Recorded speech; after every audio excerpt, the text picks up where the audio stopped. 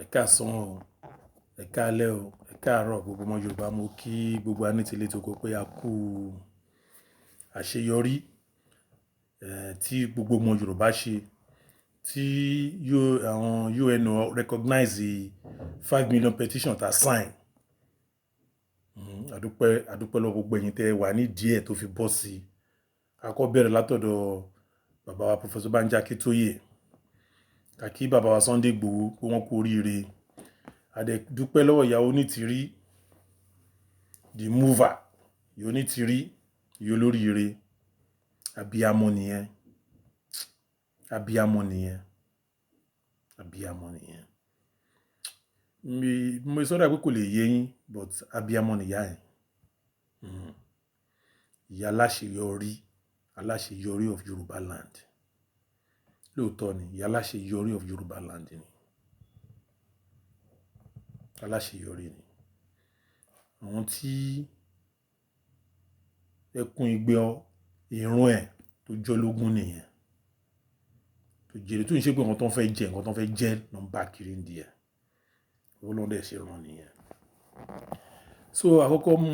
mo ti fẹ́ kí gbogbo again pé congratulations lẹ́ẹ̀kan sí. Adẹ̀dúpẹ́ pé Ọlọ́run bá wa vindicate ìyá wa pẹ̀lú àwọn tó ń parọ́ pé àwọn ò rí 5 million petition yẹn, wọn ò rí gbá wọn ṣe bí bọ̀bọ́ kan tó ń pè ní ṣe Délé Ifárótìmí tí ó dẹ̀ ti get TNC tó ń ṣe gbogbo ẹ̀ tó ń kàn parọ́ tẹ́ẹ̀mù. Ọlọ́run tóbi o. Ọlọ́run fi hàn pé òun lọ lọ́run ọba, òun lòun rìn kò ń ṣe èèyàn. Ibi tẹ́yìn fojú sí ọ̀nà ògbàbẹ̀, ibi tó lọ́run gbégbá yọ. Obìnrin tí ẹ̀yin ọkùnrin ilẹ̀ Yorùbá ò kí ń pọ́nlé lọ́lọ́run lò pẹ̀lú àwọn bàbá wa. Àìdíà tó mú Ọlọ́run fàṣẹ sí fún. Nǹkan tí mo fi sọ bẹ́ẹ̀ ni pé ìyá tí mo fi lè rí pé àwọn ìyá wa ni pé mo fẹ́ wọ̀n àwọn ọkùnrin ilẹ̀ Yorùbá. Respect tẹ́ ń fún àwọn obìnrin wa ó ti kéré jù. Ẹ máa ń lò wọ́n bí ìgbà tẹ́ pé orí wọn ò pé wọn mọ̀ nǹkan tó ń ṣe.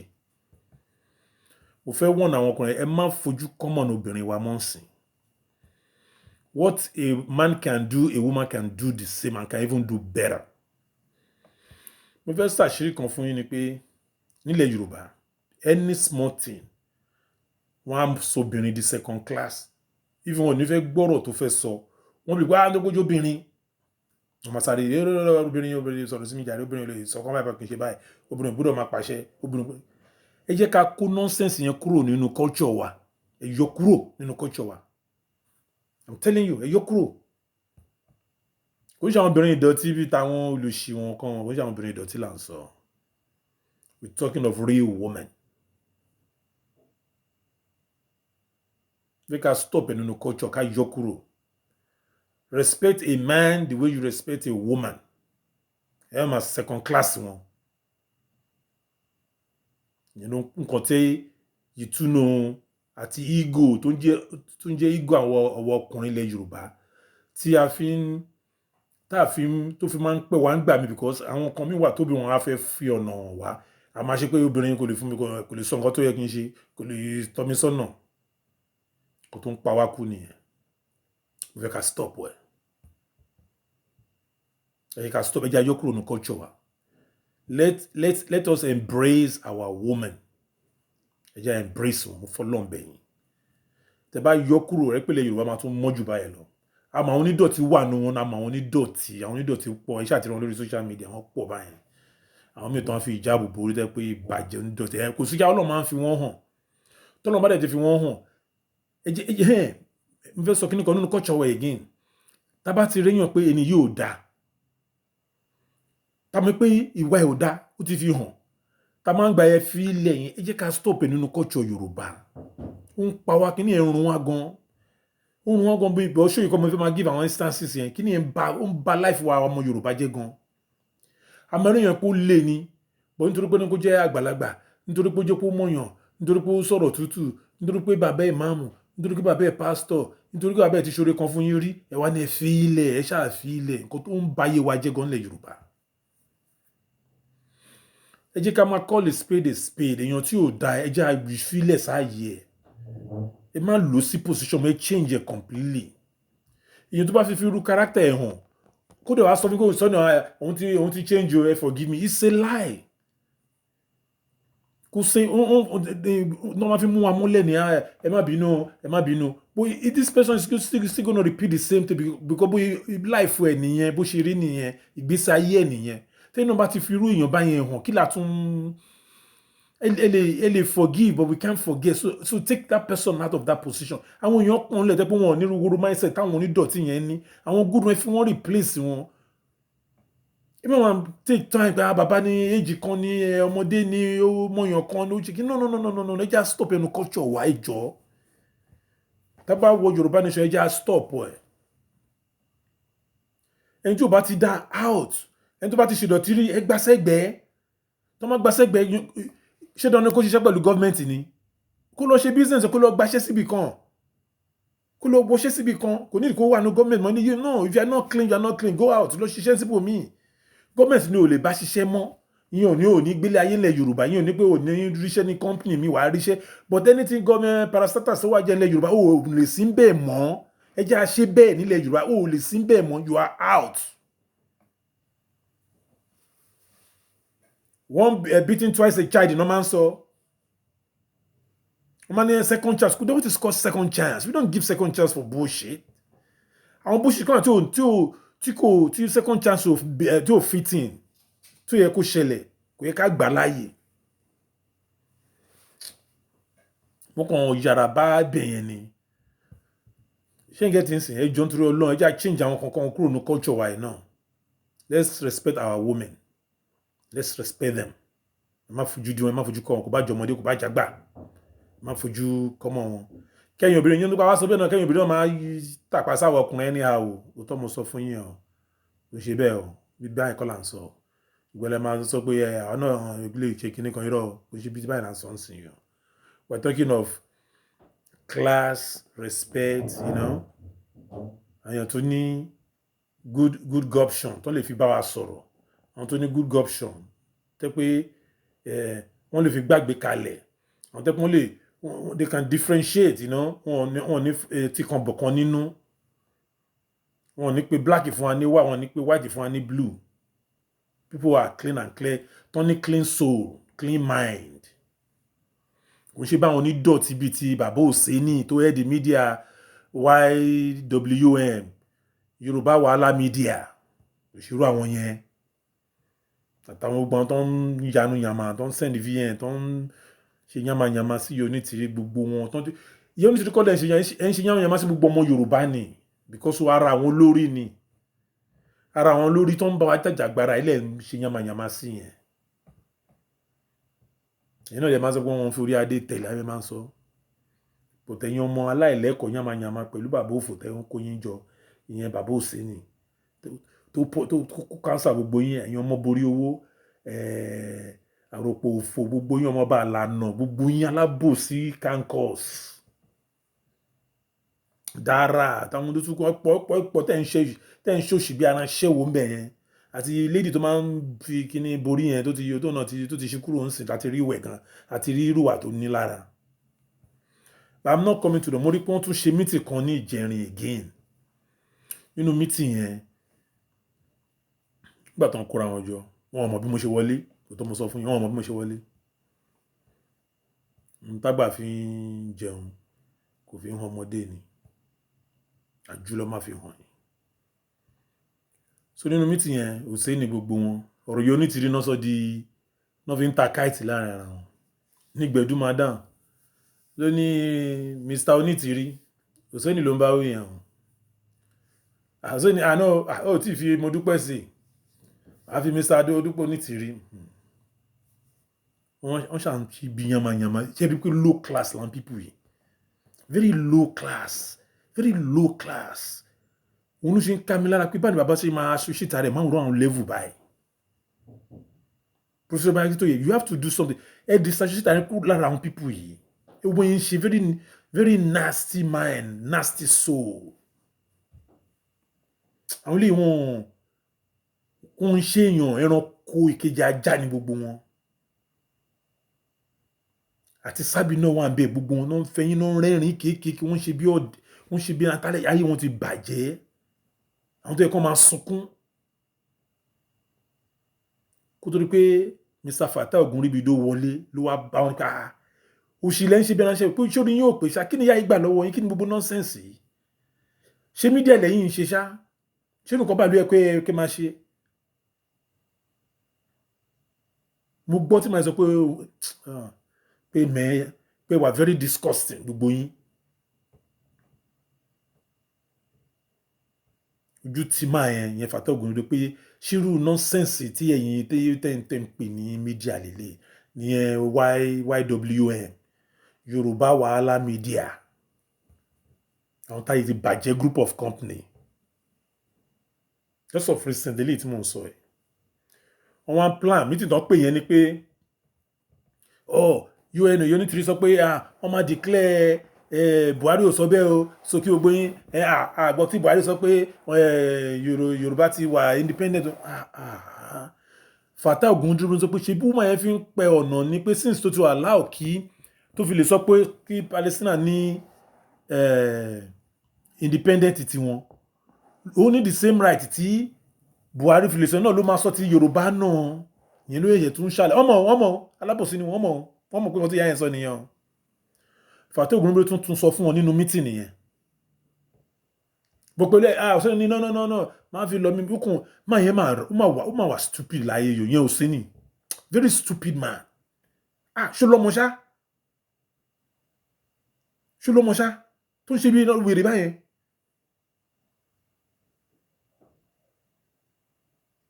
ẹ̀ńtẹ́ pé òun bára ni ó sọ òun lọ́rọ̀ ní náà sanwó oògùn náà ṣe do life ní low life oye britain ló ń sanwó oògùn ló ń sanwó kíní ló ń sanwó mọ́tò kò ní mọ́tò wọ́n fẹ́ sẹ́yìn kiri ní olórí burúkú wọ́n tó bá wà ní báyìí wọ́n ní ó máa jókòó tí kí wọ́n máa wo kíní táwọn kan tó yẹ kó èjì ẹ̀ máa wò ló máa wò nínú àmà dùn over 20 years ẹni tí ò lóbìnrin lé báwo ló fẹ́ mọ iye obìnrin wá káwọn ẹ̀yin lórí burúkú ọmọ borí àǹkó gbogbo yín yẹn wá kó ìjọ ni wọ́n ń bẹ̀ wọ́n náà wọ́n rẹ́rìn ẹ̀ ṣe bí newsans àtúgbẹ̀dú ayé yẹn ti bàjẹ́ tẹ́lẹ̀ ó kàn ṣáà ń jẹrà mọ́ London bẹ́ẹ̀ ni. bí àwọn olórí burúkú àwọn ò lélẹ̀ bàbá okó tó fi ń fídíò kò yẹ kí n sọ síta bọ̀ mo kò wọ́n mọ̀ sọ síta kí káwọn èèyàn lè mọ̀ kí bàbá kó máa associate rẹ̀ mọ́ pípù yìí ó ń stain ní bàbá Professor Bayaji àwọn people yìí ń stain yìí gan wọ́n ń stain yìí gan very dirty tẹ́pá nìkan tó ń ṣe tó ń sọ lẹ́nu very nasty very dirty nǹkan tó ń mọ̀ tó ń bọ́ ọlọ́run dẹ̀ ṣe ọlọ́run vindicate woman yìí ó wà ní pamphlet tán kọ sílẹ̀ pé kí àwọn rí petition tí màmá ní ká ṣe o àwọn rí o pé Yorùbá sọ pé àwọn fẹ́ lọ o àwọn rí o glory wo lẹ tún wá tó jù báyìí níjọ́ tẹ́ ti ń ṣe fún 3 years gbogbo yín kóra ẹjọ́ ẹ̀ rí èèyàn kan ṣe àbòsí náà náà kò yín sí àbòsí náà ń lò yín fún kẹwàá destroy ilẹ̀ Yorùbá náà kọ́ yín fún àwọn gúrùpù yìí tọkọra tán wà ní YWME kán wá destroy ìran Yorùbá iṣẹ́ tán gbà wọ́n fún nìyẹn àtọkùnrin àtobìnrin wọn gbogbo wọn kọ́ àwọn kan wọ́n bẹ̀ tán kàn dákẹ́ mo ń gbọ́ gbogbo ẹ̀ tó kàn dọ́rẹ́ náà tán sọ̀rọ̀ kan wọ́n pé òṣèlú náà ẹ mọ̀ kan tó wá ṣe ṣẹ́rí àwọn tán bá rí pé wọn ò búyọ ní ti rí tẹ bá fẹ́ wọlé ẹ̀ nílé wọlé wọ́n ti fẹ́ ṣe mítìnì yẹn tán kó tó rí pé ráyè wọlé kan tán ṣe nìyẹn àwọn míì ò rí bí wọlé gan níbi tán ṣe ní jẹta àbí ìjẹrin géèmù tán play ni kẹ́rí pé báwọn ilé àwọn ilé ìdọ̀tí ni wọ́n bàbá please àbí wọ́n máa fẹ́rẹ̀ yín lára tí ẹ̀ ní like rárá I'm just telling you the truth because for me màá rò tọ́ màá sọ tọ́ fún yín màá rò tọ́ màá sọ Professor Banji Akintoye tọwọ́tọ́ mo fi dárúkọ yín tá a bá rò tọ́ màá sọ I don't hide ṣẹ́nà wọn lè tá a ṣiṣẹ́ mọ́ àwọn ìdọ̀tí wọ́n fẹ́rẹ̀ yín lára bàbá ẹ gbà bẹ́ẹ̀ the new Yoruba race gbogbo rubbish táwọn tó ẹkọ jọ yẹn àwọn YWM yẹn ìdọ̀tí làwọn ilé fún lọ́yẹ̀ Yorùbá náà they are messy bàbá wọn ò ní jẹ́ tán mo ń sọ fún yín àwọn ilé ìdọ̀tí gan ẹ má yẹ kán dọ̀tí yín Professor Wálé náà Adédùn ẹ má yẹ kán pípé dọ̀tí yín I was in the meeting Fatogun Ibrahim wọn ọmọ gbogbo wọn wà ń bẹ̀.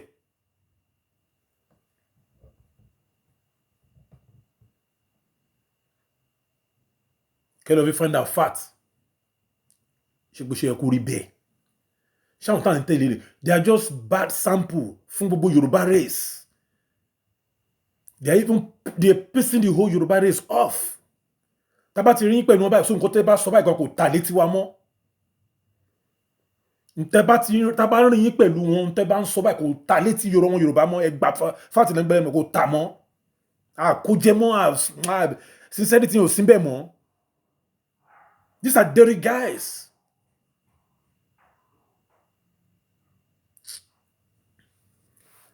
mo rí kan náà yẹn náà ìwèrè kan ráhùn kan báyìí náà yẹn náà ń dárúkọ mi ó ń ṣe ṣòwèrè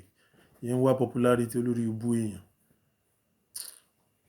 ẹ má dá yẹn lóhùn tẹbi ń pa ó ń wá popularity ní ìmọ̀ àti òsín set orí ẹ̀ ò pé kọ́ tí màá sọ ní orí ẹ̀ ò pé rárá ẹ tí mo sọ ti mọ ara orí ẹ̀ ò pé ìmọ̀ àti òsín set yẹn ló máa ń ká mi lára ń gbà míì tí má rí bàbá pẹ̀lú àwọn onídọ̀tí wọ́n kàn máa fẹ́rẹ̀ yí bàbá yìí lára ni bàbá ti dàgbà mo ń tẹnu mọ́ wọ́n kàn ń lu bàbá anyhow ni. òyìn kọ́ ni mo bá wá jàre tí wọ́n bá pé ọmọ Yorùbá rálì yẹn gangan ó kùn kan tó jẹ́ ń jáde léni àti pé àṣeyọrí tíyàwó aláṣeyọrí tó bá ìran ọmọ Yorùbá ṣe nígbà tó ti bá wa lọ́wọ́ sí movement ìran Yorùbá àrí àṣeyọrí gbogbo àwọn ìlànà tán kóra wọn jọ síbẹ̀ gbogbo wọn ti laná wọn ti gbiná wọn níbi tán lọ omi sọ fún yín ṣẹ́rí tí máa ń dárúkọ ìlànà is just a group o bàbá Professor Banji Akíntóyè ló hẹ́ẹ̀dì gbogbo group rẹ̀ kò ṣe ìlànà nìkan wọ́n ṣe bàbá ìlànà wọ́n kàn ń tàn yín wọ́n ń tanra yín ni o ẹ̀ ń tàn yín Professor Banji Akíntóyè kò ń ṣe òní lídà ìlànà kò lídì ìlànà rárá o ẹ̀yin tẹ́ ti lànà tẹ́ ẹ̀ rí nà yín ṣé ẹ jẹ́ ti ń sìn kẹ má rò bẹ́ẹ̀ o Professor Banji Akíntóyè kò ń ṣe ọ̀gá yín ìlànà ọ̀gá yín kọ́ ọ̀gá gbogbo everybody ni but ẹ̀yin tẹ́ ń jẹ́ lẹ́bẹ̀ẹ́ alànà làwọn ṣẹ́rẹ́yìn ìlànà yẹn ṣojú òtí gbogbo yín àtẹ̀yìn pásítọ̀ tẹ̀ ń bọ́ta tẹ́ máa ṣe yàwó làlàwùlà káyì tẹ́ show maturity pásítọ̀ ẹ̀mí Ọlọ́run lára yín it's a shame tẹ́kàn kó lára síra tẹ́ ṣe bí pé Ọlọ́run rán yín pẹ̀lú theology school tẹ́ lọ mọ́ pé gbogbo èèyàn tó ń pe Ọlọ́run tó ń sọ pé certificate kọ́ pásítọ̀ kọ́ ló matter ṣẹ́dẹ́ lómi lè lọ school kó jẹ́ pásítọ̀ ní tẹ́ pé ìwánú ẹ̀ ò dáa ẹlòmí ìwánú ẹ̀ dẹ̀ dá but nítorí tó fẹ́ jẹ́ àbí kó máa mọ ẹlòmí ò wà kò wà stable there's some people that are not a stable man that's the problem they're not a stable man ẹ̀rọ lómi akóhùn sọ̀rọ̀ nítorí ìlara nítorí pé ibi tó ń fẹ́ jẹ́ gbogbo ṣẹ́ni gbogbo àwọn group tí mo sọ pé wọ́n ṣe nu gbogbo náà ti promise nípò olórí gbogbo tó ń ṣe ń yà wọ́n ṣàwọn táwọn ti gbà àwọn náà máa control àwọn náà máa rule ilẹ̀ Yorùbá àwọn máa fi lè sípò ilé ẹ máa fi lè sípò ilé ṣáà nígbà tó ń sun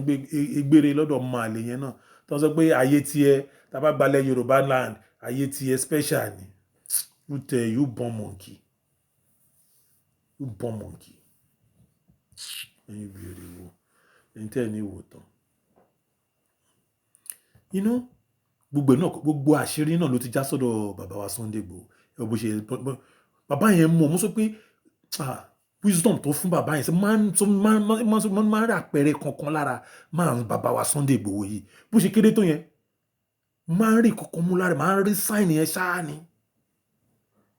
ṣọ́rọ̀ lè fẹ́ sọ ọ̀rọ̀ ló bá jáde lẹ́nu ẹ̀ tó bá ń wòyìn ni ó mọ tó ń ṣe gbogbo iṣẹ́ wọn àti jáṣẹ́ wọn mega rally ó máa hold ọwọ́ wọn ti bọ́ gbogbo àwọn màlẹ̀ gbogbo wọn ti ń gba visa gbogbo àwọn tẹ́rin gbogbo wọn tó bá dé padà gbogbo máa fò dànù gídẹ yẹ fò ní gbogbo wọn. Yorùbá nation ti come to stay oníyàwó ti sọ ókè mi tẹ̀fẹ́ ká tó padà sí tẹ bá rí àwọn gbà tó ń bẹ̀rẹ̀ Yorùbá nation yìí tẹ bá rí nígbà yẹn ibi tí àwọn fojú sí ibi tí Onítìrí fojú sí ọ̀tọ̀ ni they say Yorùbá ti ń exist tẹ́lẹ̀ kò sẹ́ni tó àwọn èèyàn mọ̀ bọ̀ wọn mọ̀ value ẹ̀ ìyá yẹn ló jẹ́ kọ́ mọ̀ pé Yorùbá ti ń exist tẹ́lẹ̀ kó tó dé pé wọ́n join wa pọ̀ value yẹn nìyá yẹn lò mo sọ pé àwọn ọmọbìnrin wa ẹ má máa fojú di wọn mọ́ ẹ má fojú di ọmọbìnrin Yorùbá àwọn kan mọ́ láéláé àgẹ̀yìn bàbá wa ẹ̀yin ọkùnrin wa tèmi náà tẹ́ pé ego yẹn máa ń ṣe wá ego gbogbo àyájá gbé ego yẹn sọ̀kalẹ̀ ńgbà míì ká lè sí sáwọn obìnrin wa ó ní reason kò ṣọ̀rọ̀ tí ó ní àwọn many reasons tí mo fi sọ bẹ́ẹ̀ mo ti bó ó ti kọ́mọ̀ pẹ̀lú àwọn ọkùnrin ilẹ̀ Yorùbá a máa ń behave macho obìnrin dàbí second class obìnrin ò ní thought kò ní think àfi tẹ́ bá ń rówó gbà lára wọn nìkan náà ẹ máa rò pé wọ́n wúlò tẹ́ bá ń rówó gbà lọ́wọ́ wọn ó tán ìgbà yẹn lóbìnrin wúlò no it's supposed not to be like ẹ jẹ́ ayọ́kúrò ní culture wa mo fọlọ́n bẹ̀yìn ṣe rí bí ìyàwó nítorí ṣe sọ yẹn bẹ́ẹ̀ ló ṣe máa rí ẹ̀yin youth lè máa take over kò sólú ẹ̀ kò sí bàbá kan kò sí ìyá láìjà bàbá kù làbá bá kù ẹ̀ ní gbogbo wọn bẹ́ẹ̀ mo sọ fún yín ẹ̀yin youth ẹ máa gbáradì gbogbo ẹ̀yin youth ẹ máa gbáradì ẹ̀yin lẹ́ni ìjọba ẹ̀yin lẹ́ni ilẹ̀ Yorùbá èmi gan mo ti dàgbà mo ti kọjá èjì yẹn àkọ́ àwọn máa wò yín ni confam ni tẹ́ẹ̀ bá ṣe dáadáa èmi á pariwo yín síta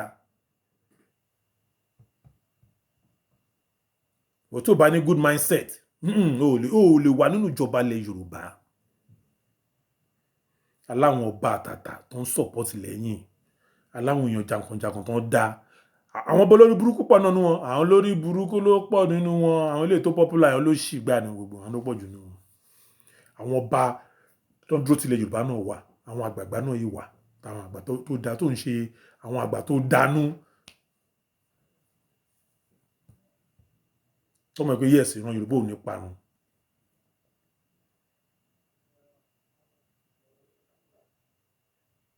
you know so nǹkan tí mo fi jáde ni pé mo kàn fẹ́ náà fẹ́ ṣe fídíò kọ́nà pé mi fẹ́ join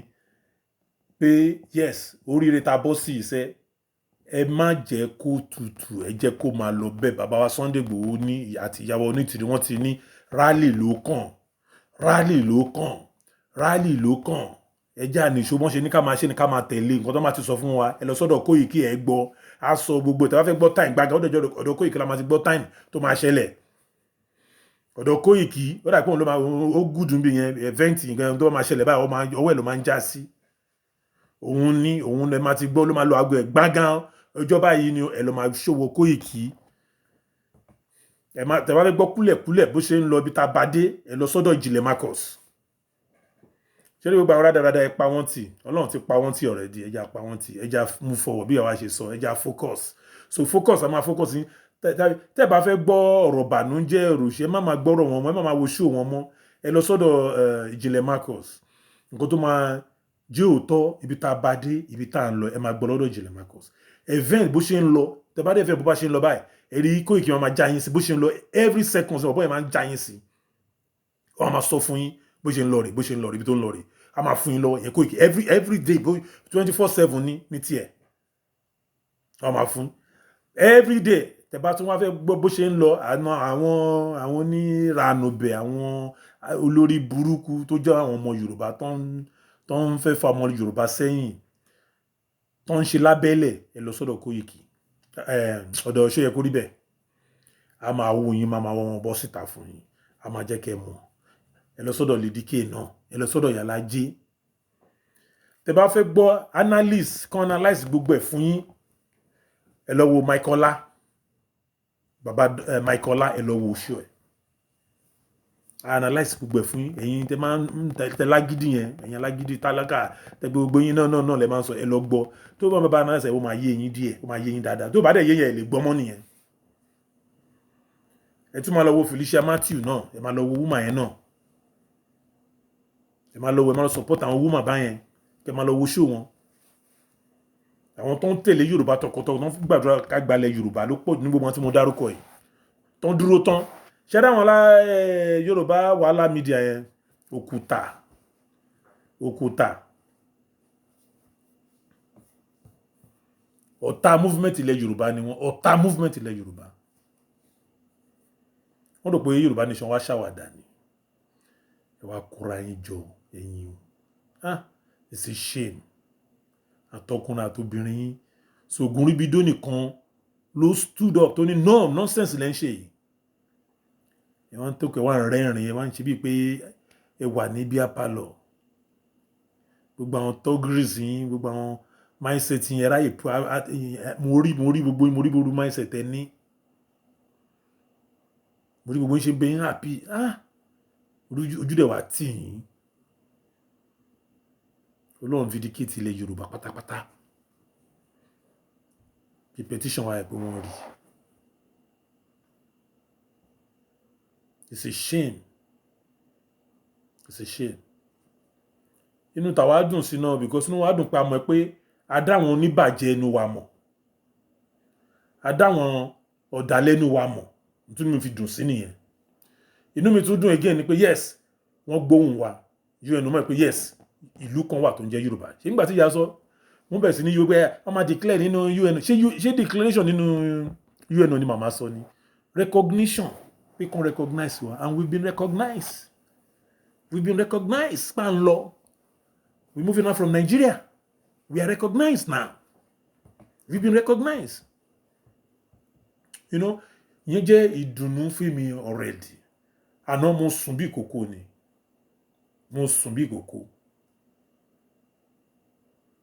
nǹkan tó wá lọ ń ṣọ̀tẹ̀ àwọn tí rí kò ṣeé ṣe lẹ́ta ẹ̀dín UN ń bẹ̀ olóòdò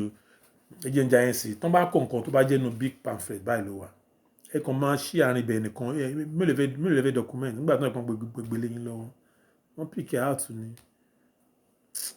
olóòdò ni gbogbo yín kò lè yé yín àwọn politician alábòsí ló máa ń ṣe irú kan máa wá kó máa fẹ́ tánìṣí méjì yàn kí ló irú ayé ò lẹ́yìn wá yẹn náà òsè ni irú ayé ò ló wá yẹn náà bàbá òsèré yẹn kú plọta lẹ́rí bọ́ bàbá tẹ̀wọ̀n yẹn èṣù láàlú ọlọ́run bí tí bàbá gan ti rí it's a pity sha but at the same time we are happy that we know who they are ṣe n get things we know who they are that's all mo fẹ́ dúpẹ́ lọ́wọ́ ọmọ Yorùbá àdúpẹ́ lọ́wọ́ ṣe rí gbogbo ẹ̀yin ọba tẹ bá ta fèlèfèlè anybody tó bá ta fèlèfèlè Yorùbá nation will defend themselves. Then kejì mo ti ṣàlàyé ṣe fídíò mi kọjá àtọ̀hún yẹn lórí òmìnira account bí ìyá wa ṣe sọ yẹn bẹ́ẹ̀ náà ló máa rí tó bá jáde èmi náà máa polówó òmìnira account yẹn òmìnira account sẹ́mu òmìnira account náà ni àwọn alábòsí bẹ̀ wọ́n ti yọra wọn kúrò bẹ̀ ọpẹ́ káwọn ọmọ Yorùbá ká máa dúpẹ́ ẹ̀bẹ̀rẹ̀ tuntun bí wọ́n ti ń gbowó central account wọn ń bọ̀ náà kò sí ẹ̀rẹ́ jẹ́ wọ́n máa náà ń lọ diplomatic owó hòtẹ́ẹ̀lì owó plane náà wá kiri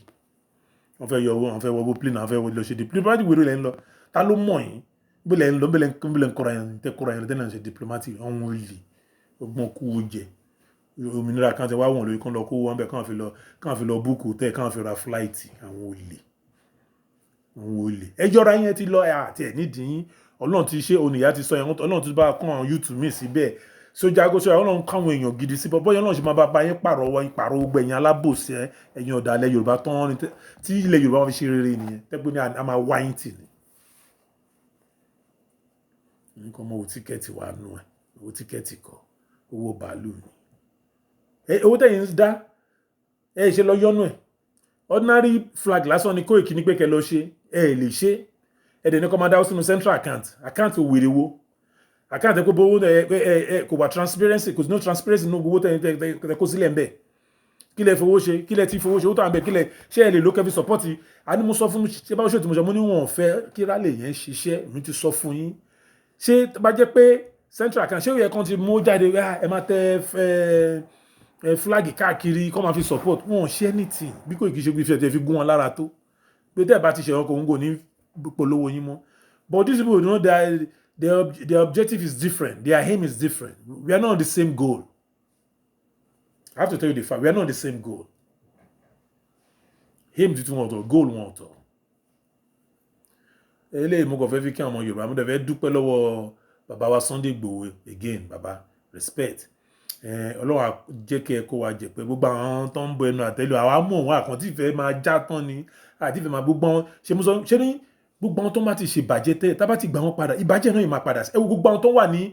sọ̀rọ̀ ní bàbá gbogbo pátá kò sí tó ti bu Sunday Igboho náà kò kàwé ẹ bá ní tó lọ skul ó tó di pásítọ̀ tó ń lọ káàkiri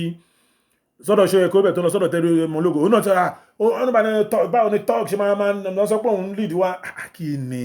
ìgbèlẹ̀ yín wà ẹ̀ ṣe lead nígbà tẹ́ wà ń bẹ̀ láti jọjọ yìí ẹ ti dáyé ṣáájú Sunday kí ló dé tẹ́ ẹ̀ ṣe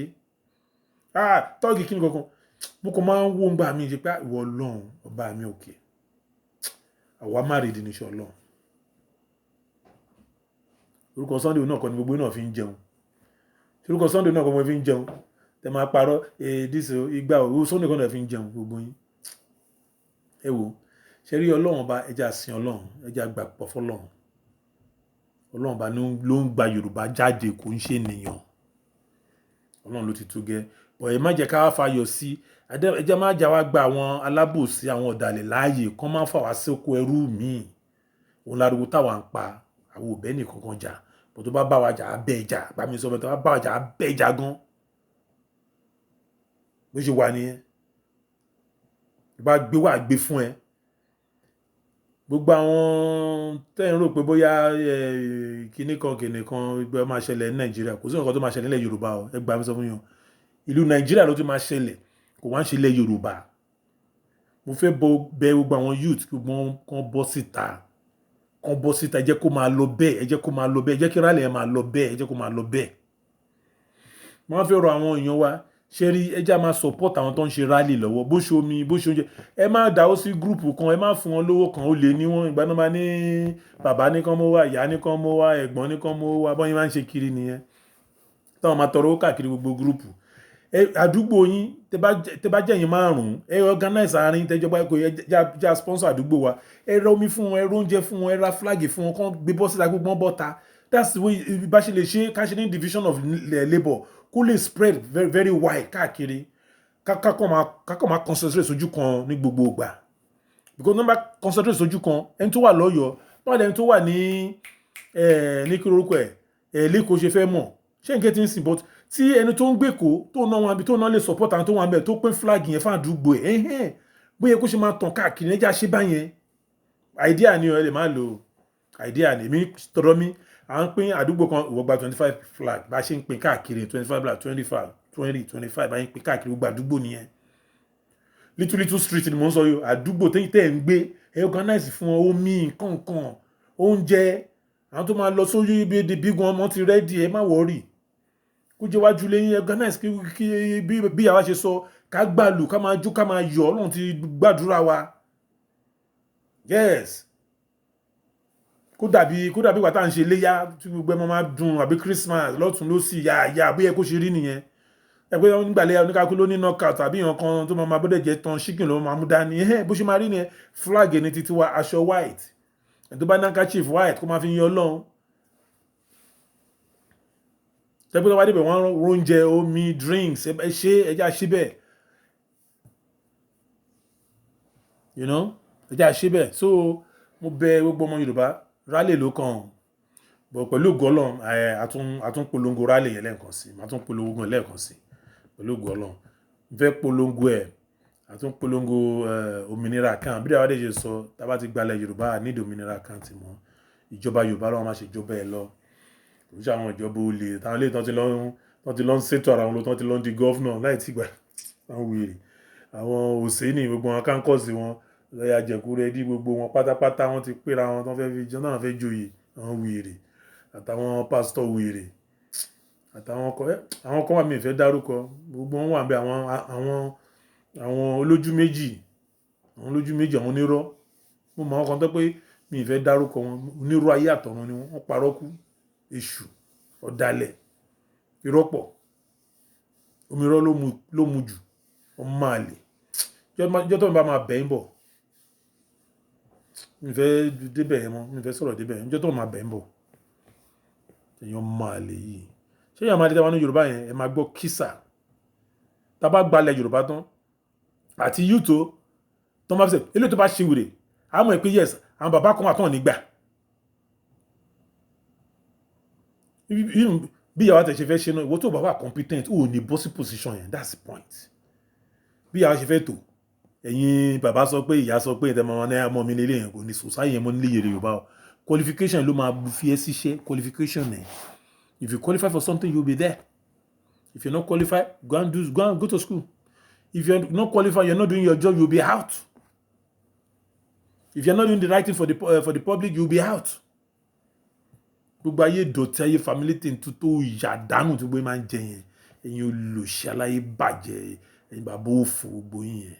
àtẹ̀yìn ọba òṣì yẹn especially wọ́n bá ẹ̀fẹ̀ yẹn kàn bá ogbólẹ̀ jẹ́ wà góòdù ìṣe gbogbo ẹ̀jẹ̀ kan jẹ́ gbogbo ẹ̀yàmàyàmà it's a shame mo fẹ́ dá fídíò yìí dúró mi tí ráyè tí ìyẹn kọ́ ló kàn mega rally ló kàn báyìí lọ́wọ́lọ́wọ́ báyìí rally ló kàn awareness yẹn gbúdọ̀ jáde announcement pé Yorùbá nation declaration máa wáyé bẹ́ẹ̀ fẹ́ bẹ́ẹ̀ kọ̀ ó máa wáyé ẹni bá máa kú ló máa kú ẹni máa kú ló máa kú ẹ gbà bẹ́ẹ̀ ó máa wáyé so mo fẹ́ dúpẹ́ lọ́wọ́ ẹ̀mọ Yorùbá pé ẹ kú iṣẹ́ takuntakun because gbogbo ẹ̀yin tẹ́ wà ní abroad yìí mo fẹ́ dúpẹ́ lọ́wọ́ yín mo rí pé ẹ̀yin gangan lẹ́ ń ṣiṣẹ́ ìjọ agagan wọn ìyá wa tán wà ní 70 àtàwọn bàbá tó wà ní 80 90 tán wà lábàá tó wà bí 50 years 40 years àtàwọn míì tán gbé wá gan tó máa ṣe ọmọ gan bíbá àti lọ́lé gan kò ń wù wọ́n lọ́lé mọ́ gbogbo wọn yẹn mo fẹ́ dúpẹ́ lọ́wọ́ wọn because tọ́rọ́kọ́bọ̀ báyìí náà ń múlẹ̀ but inú òmìnira àkáǹtì ní ẹ lọ fowó sí o inú òmìnira àkáǹtì ní kẹ lọ fowó sí ibẹ̀ láti nídòwó tàfi ń ṣe gbogbo tẹ́yìn tó ń lọ lábẹ́lẹ̀ o òmìnira àkáǹtì ní ẹ lọ fowó sí o ẹni kọ́nà kan bá pè mí pé ẹ̀bùn owó wọn ò ṣe wọ̀ ní kíní bá pè mí ní dẹ́rù máa pa fún mi létí ni o òmìnira àkáǹtì ní kẹ lọ fowó sí òmìnira 2022 tílẹ̀ Yorùbá ti dúró 2022 ibẹ̀ láti nídòwó ibẹ̀ náà fi ṣe gbogbo ètò rálì tó fi ń ṣe gbogbo ẹ̀ tẹ́ pé tó ń bá ta lù wá àwọn ò ní ta lù wọ́n tó ń bá ta lù wá àwọn ò ní ra ta lù wọ́n ṣe ti gẹ́tì ń sìn so ibẹ̀ ní kẹ́ máa fowó sí a máa ra lù peaceful rally ní a máa ro omi aróúnjẹ so omi òmìnira àkáǹtì 2022 ẹ̀hún níbẹ̀ ní kẹ́ lọ fowó sí nǹkan tá à ń ṣe nìyẹn nǹkan tó ń fowó yẹn ṣe nìyẹn ó dẹ̀ lọ fún security ni màmá ò gbà kan lọ bòmíì ó tó mọ̀ sọ màmá yẹn ò gbà rárá pé no mo ti sọ́nù the last show ẹ̀ kò ní kí n tún repeat ara mi mọ́ lórí ẹ̀ mo ti sọ́nù the last show so mo fẹ́ kí gbogbo ọmọ Yorùbá pé ẹ ṣé gan congratulations once more àdúpẹ́ ìyàwó ní tìrí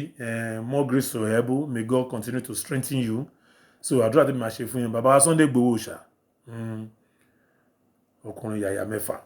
so èmi ẹ̀ pé àtìlẹ́yìn Ọlọ́run ni ohun yín lásán máa mẹ́pa ohun Ọlọ́run ni tí má ti gbóhùn unity ẹ kàn pí àkíní kan ohun unity tó bá sọ̀rọ̀ lásán ẹni tó bá ní headache ààrẹ á lọ ẹgbà bẹ́ẹ̀ ẹni tó bá ní hypertension tẹ bá ti gbóhùn unity hypertension yẹn á lọ ẹ lọ confirm tẹ bá tún gbóhùn bàbá wa Sunday Igboho èyí náà mọ̀ hypertension yẹn á cool down á padà sí normal because ẹ máa wo làákàyè investor mo dẹ̀ kí bàbá wa náà bàbá Professor Banji Akintoye